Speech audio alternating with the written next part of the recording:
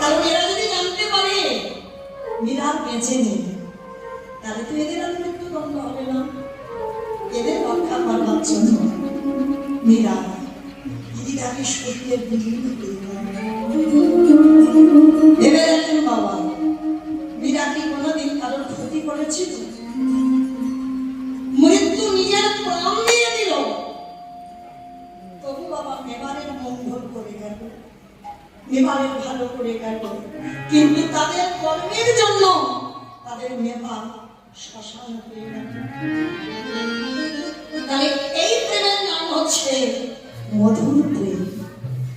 স্বামী থাকা সত্ত্বেও যদি তুমি গিরিধারীকে স্বামীর জায়গায় বসাও, তোমার 10 ইন্দ্রিয় তুমি কোন পুরুষকে না দিয়ে যদি গিরিধারীর চরণে অর্পণ করো, তাহলে সেই ভক্তকে বলা হচ্ছে মধুর প্রেমের ভক্ত। যে প্রেমটা রাধারানী করেছিল বাবা, কান্তা প্রেমের ভক্ত ছিল রাধা। সর্বইন্দ্রিয় দিয়ে আমার গোবিন্দকে ভালোবাসা। তাহলে এই 5টা রসের কথা বলছে, আর চন্দ্রশশী মা সবার সামনে শুনছে। আর শুনতে শুনতে বাবা এই যে কীর্তনী আমি যাই না কেন, কিছু যদি প্রশ্ন থাকে, নয় আমি নেমে যাওয়ার সময় করবে, নয় আমার বাসাতে যেখানে আছি সেখানে যাবে, গিয়ে মৌমিতার কাছে যদি কিছু জানার দরকার জানে, আর আমার যদি জানা থাকে আমি বলবো, এটা নিয়ম।